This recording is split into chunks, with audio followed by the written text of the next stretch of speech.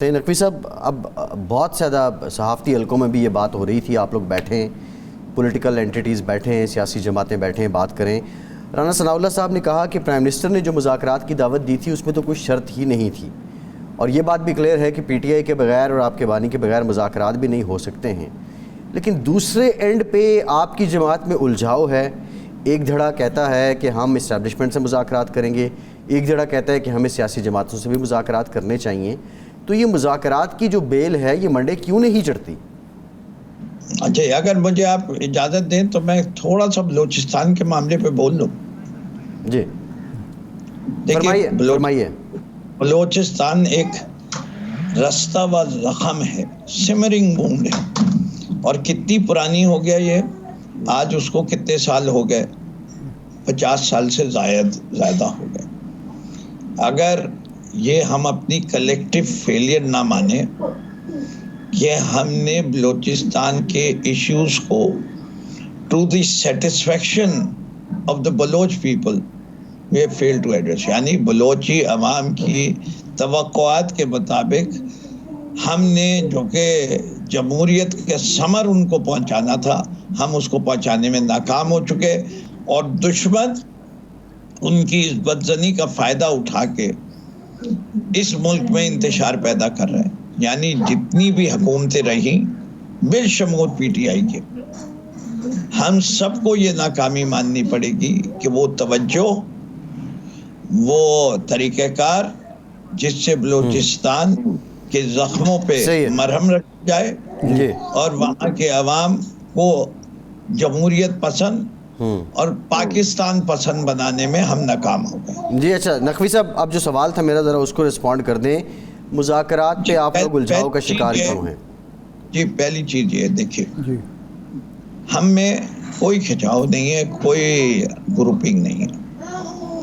हमारे यहाँ as a जमहूरी पार्टी हमारी लीडरशिप अपने ओपिनियंस एक्सप्रेस करती रहती है। हमारी कलेक्टिव डिसीजन मेकिंग जो है वो हमारे इलामिया में आती है, हमारी कोर कमेटी की मीटिंग में आती है। Everyone has a right to give a point of view, लेकिन वो ये नहीं कहते ये मेरी जमात का पॉइंट ऑफ व्यू, वो अपना पॉइंट ऑफ व्यू कहते। हम लोग सब बड़े क्लियर हैं कि हमारा मैंडेट चुराया गया, इसमें तो कोई राय नहीं है, पूरी पार्टी कहती है, कोई दो धड़े की बात नहीं। अब इसके अंदर दो स्कूल ऑफ थॉट्स हैं। एक ये है कि ट्राइब्यूनल्स के जरिए इंतज़ार करके जंग वहाँ लड़के अपने मैंडेट को वापस लिया जाए, और दूसरा ये है कि ये ट्राइब्यूनल्स कभी फैसला करेंगे ही नहीं, ये ट्राइब्यूनल्स कभी बनेंगे नहीं, और जब तक फैसला आएगा वो 5 साल गुजर जाएंगे, जैसे कि माजी में ट्राइब्यूनल्स का रिकॉर्ड रहा है। और दूसरी चीज़ ये है कि जब भी ये ट्राइब्यूनल्स बैठेंगे तो वो आरओ हजरात जिन्होंने फॉर्म 47 इशू किया है वो क्या जवाब देंगे कि ये फॉर्म 47 हमने किसके कहने पे चेंज किया। इस्लामाबाद के 3 हलके खुले, पैटर्न ने पूरा ऑडिट कर दिया। अब आरओ जवाब देना कि ये नतीजा तब्दील कैसे हुआ, वो क्या जवाब देगा? नकवी साहब, बुनियादी तौर पे सवाल ये है, देखिए बुनियादी तौर पे सवाल ये, अभी गुजरात का गालिबन विर्क साहब वाला मामला था, उसमें आपको शिकस्त हो गई। अब ये भी है कि उमर अयूब साहब खुद अपने हलके का स्टे लेके आए हुए हैं। तो ये जो 45-47 वाला आपका मामला है, जूझू अगर जहाँ जहाँ से फैसले हो भी रहे हैं वहाँ से भी कोई खातिर खा कामयाबी तो आपको हुई नहीं है। दूसरा, जो बातें आप कर रहे हैं, जब हुकूमत आपकी थी यही बातें मौजूदा लोग भी किया करते थे। बुनियादी सवाल ये है हमारा कि आप लोग इल्ज़ाम भी दे रहे हैं इदारों को और वहाँ से आप खैर भी चाह रहे हैं, वहाँ पे आप मुज़ाकरात भी चाहते हैं, कभी कहते हैं नून लीग लड़वाना चाहती है, कभी कहते हैं पीपल्स पार्टी। पॉलिटिकल लोग क्यों नहीं बैठते? इनके बैठने में क्या अमर माने हैं? अब अगर हुकूमत फ्लेक्सिबिलिटी दिखा रही है तो आपको बैठने में क्या हर्ज है? देखिए, मैंने ये नहीं कहा कि कोई हर्ज है। बात यह है कि डायलॉग किससे होता है? Dialogue is between the people who are running the affairs and those who are suffering from their affairs. Running the affairs में आप कह दीजिए कि ये कठपुतली हुकूमत शहबाज शरीफ की जो है वो हुकूमत चला रही, नहीं चला रही।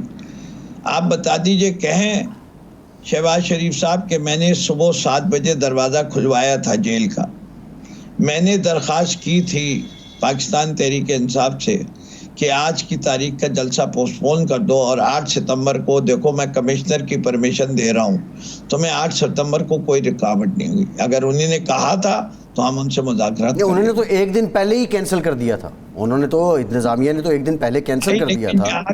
ये सुबह 7 बजे दरवाजा वो तो आपका अपना खौफ था जिसकी वजह से जलसा कैंसिल हुआ। नहीं, दरवाजा क्यों खोला जेल का? चलो नहीं, अब नकवी साहब बात तो ये है, दरवाजा खोला और 8 सितंबर की मैंने कोई एप्लीकेशन डाली थी कि मुझे 8 सितंबर ये 22 नकवी साहब आप ये आपका मौक़िफ़ ये है या पार्टी का मौक़िफ़ ये है कि इनसे मुज़ाकरात नहीं होंगे, खा वो गैर मशरूत मुज़ाकरात पर ही आमादा हूँ, यही आप कहना चाह रहे हैं? नहीं, मैं ये नहीं। देखिए, बात सारी ये है कि लेट्स कॉल अ स्पेड। आपने कहा कि जी ये सीटों में आप हार रहे हैं, भाई आप थोड़ी सी एनालिसिस भी कर लीजिए ना, हरवाए जा रहे हैं या हार रहे हैं? जी, अगर नहीं, वो आपका पॉइंट आ गया, वो आपका पॉइंट आ गया कि ये जो ट्रिब्यूनल से मामलात दुरुस्त नहीं होंगे, आपकी पार्टी के एक बड़े ग्रुप का ये कहना है, दूसरा ग्रुप चाहता है कि जी कोई और तरीका अख्तियार किया जाए। लेकिन हर्ज क्या है कि अगर आप एक सियासी ग्रुप के साथ या सियासी इत्तेहाद के साथ बैठ जाएं और जो आइन के हवाले से, जो इलेक्शन के हवाले से आपके जो तहफ़्फ़ुज़ात हैं, आपके मुतालबात हैं, वो सारे धड़े मिलजुल कर तय कर लें ताकि कोई फिर मुदाखलत कर ही ना सके। देखिए, हमारे जितने मुतालबात हैं वो सारे मुतालबात उनको पता है। हमारे कोई सीक्रेट मुतालबात नहीं है। हमें कोई एनआरओ नहीं चाहिए, हमें कोई ये नहीं चाहिए कि आप हमें परसिक्यूट नहीं करेंगे, जितना चाहें करें, जो अगर हमने जुर्म किए हैं आप उनकी सज़ा दें। हम तो खुद कह रहे हैं अगर 9 मई में कोई हमारे लोग मुलव्विस पाए जाएं आप उनको ज़रूर सज़ा दीजिए, हम नहीं रुकावट बनेंगे। हमें तो कुछ नहीं चाहिए, हमें जो कुछ चाहिए अपने मुल्क के लिए चाहिए। हमने अवाम के मैंडेट को वापस कीजिए। पहले तो फिर इतराफ़ करना पड़ेगा ना कि आवाम का मैंडेट चोरी हुआ। हमारे पास जब नकवी साहब जब वो मुज़ाकरात की मेज़ पर बैठेंगे और एजेंडे पर ये इलेक्शन 8 फरवरी के नतायज होंगे तो वो इनडायरेक्ट मान रहे होंगे कि ये मुतनाज़ इलेक्शन है। मैं उसकी मिसाल दूंगा 77 में, आप मुझसे ज़्यादा जानते हैं। 77 में इल्ज़ाम भुट्टो साहब पर था कि उसने धांधली की, उसने अपोजिशन का मैंडेट चुराया, इलेक्शन को और जमहूरियत को दागदार किया, लेकिन सारी अपोजिशन जो थी वो भुट्टो के साथ बैठ के मुज़ाकरात कर रही थी और बिलाखिर मनवा लिया था कि जी नए फेयर एंड फ्री इलेक्शन होंगे। आप भी बैठ जाएं और ये बात मनवा लें। सर, मैं आपका बहुत मशकूर हूँ कि आपने तारीख़ के इतने अच्छे वाक़े को, और यही मतबा नज़र मेरा है जी, जहाँ तमाम सियासी जमातें एग्री भी कर जाएं लेकिन पीछे से चलाने वाला कोई और हो तो फिर पीएनए और पीपीपी के डायलॉग की कोई हैसियत नहीं रही। आखिर में वही हुआ जो ज़ियाउल हक चाहता। आपने मेरे पूरे आर्गुमेंट नहीं आपकी आर्गुमेंट मैं आपका बड़ा मशकूर हूँ। नहीं सर नहीं, देखें आप ये मानेंगे कि अगर उन मुज़ाकरात को तूल ना दिया जाता, भुट्टो साहब मुल्क से बाहर ना चले जाते, हफ्ता 10 दिन पहले मुआहदा हो जाता तो कोई सबूताज नहीं हो सकता था। ताखीर की वजह से मामला खराब। आपकी राय मेरे ख्याल से ज़ियाउल हक बहुत पहले फैसला कर चुके थे कि अब उन्होंने दोबारा हुकूमत में आना है। इससे पहले क्या हुआ था, सिकंदर मिर्जा कब आए थे, उसके बाद अयूब खान आ गए, उसके बाद यहिया खान आ गए, उसके बाद अच्छा नकवी साहब बात ये है जो आप सिंपल बात है, आज आप उसूल की बात करते हैं, आप उसी इस्टेब्लिशमेंट से खैर भी मांगते हैं जिसको आप सारे मसाइल की जड़ भी कहते हैं। दूसरा 2018 में जो आप आए थे, क्या आप उस पे कौम से माफ़ी मांगते हैं कि आपका आना भी गलत था? जी, पहली चीज़ तो ये है अगर कोई साबित कर दे, आज भी दोबारा साबित कर दे, आज तो इनकी हुकूमत है ना, ये इंक्वायरी करें और निकालें कि किस किस सीट पे पीटीआई ने ये धांधली की थी जिसकी वजह से ये इलेक्शन नहीं जीते। आज तो हम हुकूमत में नहीं है ना, करें और बाकायदा उस इलेक्शन कमीशन के लोगों को निकाले, उन सब लोगों को सजा दे जिन्होंने पीटीआई के साथ ताउन किया था, और तारीख में लिख दें कि जो जो लोगों उससे मुस्तफीज हुए थे उनको आइंदा कभी तारीख में अगले 10 साल तक इलेक्शन नहीं लड़ने देंगे। मैं तैयार। अच्छा, कमाल है वैसे ये आपकी ऑफ़र, वैसे हुकूमत को ये ऑफ़र माननी चाहिए।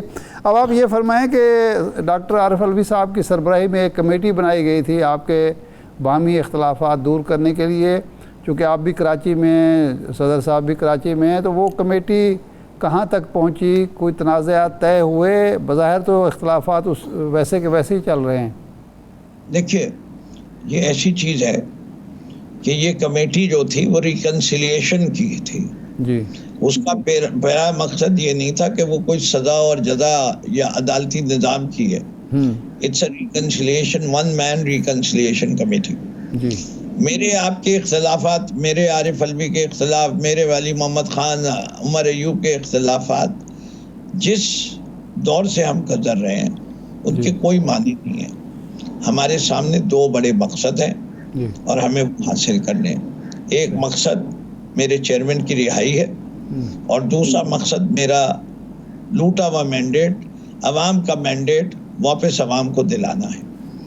बाकी जो छोटे छोटे इख्तलाफात हैं उसमें सबको बिठा के समझाना है कि ये सारे मसाइल इतने बड़े नहीं हैं, आप लोग हदूद में रह के काम कीजिए, और अगर कोई गलत बयान या गलत फहमी की बुनियाद पे या रंजिश है तो भाई हम बड़े के हैसियत से आरिफ अलवी साहब किसी की सरजनिश कर देंगे, किसी के गले मिलवा देंगे और हालात को बेहतर करने की कोशिश। 8 सितंबर को आप फिर जलसा कर रहे हैं। अली अमीन गंडापुर साहब के एक तो नाकाबिल ज़मानत वारंट गिरफ्तारियाँ जारी हुए हैं और अदालत में उन्होंने दरख्वास्त दी है कि वो बीमार हैं, और ये भी सुनने में आ रहा है कि 8 दिन तक वो नहीं पेश हो सकते हैं। तो इसका मतलब है कि 8 सितंबर के जलसे में भी वो शरीक नहीं होंगे। तो ये जलसा होगा 8 सितंबर को या सिर्फ ऐलानात ही होंगे माजी की तरह? देखिए, बात यह है कि आपके ख्याल से पीटीआई को क्या करना चाहिए? पीटीआई को परमिशन दी जाती है और परमिशन फिर जलसे से एक दिन पहले डिसेंड कर ली जाती है, विड्रॉ कर ली जाती है, वापस ले ली जाती है। उसके नज़दीक पीटीआई के पास जो रास्ते थे वो कंटेम्प्ट ऑफ कोर्ट में चली गई। पहले कोर्ट गई, फिर कोर्ट ने तारीख दिलवाई, कोर्ट के सामने वादा किया 2 दफ़ा, और उसके बाद कंटेम्प्ट ऑफ कोर्ट पे चली गई। हम अगर रिएक्शन नहीं दिखा रहे तो हमारी कमज़ोरी है। एक तो ये फतवा हो सकता है, हमारी बुर्दबारी है, दूसरा फतवा ये हो सकता है। और जिस तरह से आप उकसा रहे हैं हम सब, पूरा मीडिया, तो आप ये चाहते हैं लड़ जाओ, गर्दन कटा दो। जब तुम गर्दन कटा दोगे तो फिर हम तुमसे कहेंगे वाह वाह, या कहेंगे तुम फसादी थे। ये हकीकी आज़ादी की जंगें तो ऐसे नहीं लड़ी जाती। ये आपके नारे थे जो हम आपको याद करवा रहे हैं, नुकसान ही रहे आपको। ये मेरा मीडिया, ये मेरे भाई जो मुझसे प्रोग्राम करवा रहे हैं, ये सब भूल जाएंगे कि 4 दफ़ा कमिश्नर साहब ने परमिशन वापस ली है और हमें दीवार से लगाया है, और पीटीआई को पिछले 8 माह से अदालतों के चक्कर लगा रही है कि हमें परमिशन दो कराची में जलसा करने की। जी।